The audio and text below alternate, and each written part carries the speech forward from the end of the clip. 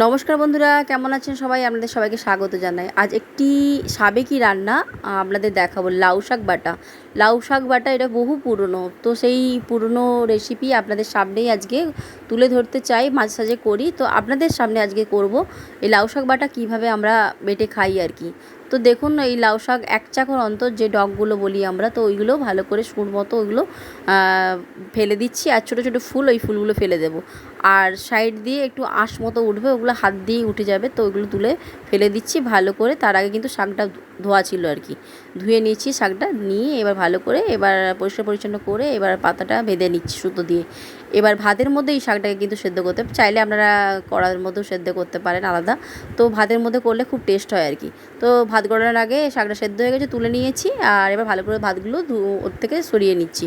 তো এবার গ্যাস জ্বালিয়েছি, কিছুটা চিংড়ি মাছ আর একটু নুন আর জল দিয়ে পেঁয়াজ আর 3 থেকে 4 কোয়া রসুন আর 7-8টার মতো কাঁচা লঙ্কা দিয়ে দিয়েছি, বেশ ঝাল ঝাল হবে আর কি।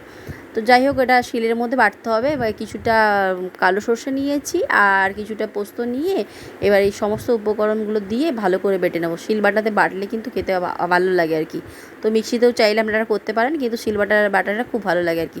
যাই হোক, অনেক এবার গ্যাস চালিয়েছি, কিছুটা সর্ষের তেল আর শুকনো লঙ্কা ফোড়ন আর হলুদ নুন দিয়ে ভালো করে এটা নাড়াচাড়া করে নেবো। কিন্তু এটা চাইলে আমরা ভাতের যে গরমটা, ভাত গড়ানোর পরে এই বাটিটা বসাতে পারি, কিন্তু আজকে আপনাদের দেখাবো বলে আমি একটু গ্যাসে নাড়াচাড়া করে নিচ্ছি। আর এই শাকটা খেতে সত্যিই অপূর্ব লাগে, আপনারাও বাড়িতে ট্রাই করুন। আর আমাদের এটা আঞ্চলিক পদ। আর এবার আমি মানে এতটাই আমার ভালো লাগে, এইটা হলেই এক থালা ভাত পুরো খাওয়া হয়ে যাবে।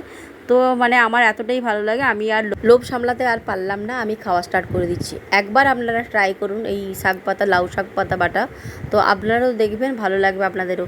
তো ঠাকুমাদের মুখে আরও অনেক গল্প শুনেছি, সেগুলো নিশ্চয়ই আমরা একে একে করে আমি দেখাবো।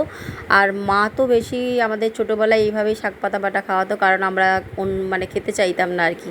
তো এইভাবেই মা ঠাকুমার থেকে শিখে মা করে খাওয়াতো আমাদেরকে। যাই হোক, অ্যাকচুয়ালি লাউ শাকে কিন্তু অনেক গুণাগুণ আছে। এর মধ্যে কিন্তু ফলিক অ্যাসিড আছে, ভিটামিন সি আছে আর আয়রন আছে, আর যথেষ্ট পরিমাণ ফাইবার আছে। আর এই শাকটা কিন্তু আঁশযুক্ত বলে এতে মানে পাইলসের সমস্যাও দূর করে। আর সবথেকে বড় কথা, কোষ্ঠকাঠিন্য হতে দেয়ই না। ও আরেকটা কথা বলতে ভুলে গেছি, চোখের জন্য কিন্তু এই শাকটি উপকার আছে। আর সব খাওয়া আমার হয়ে গেছে। আর ভালো যদি লাগে লাইক শেয়ার কমেন্ট করতে ভুলবেন না যেন। টাটা।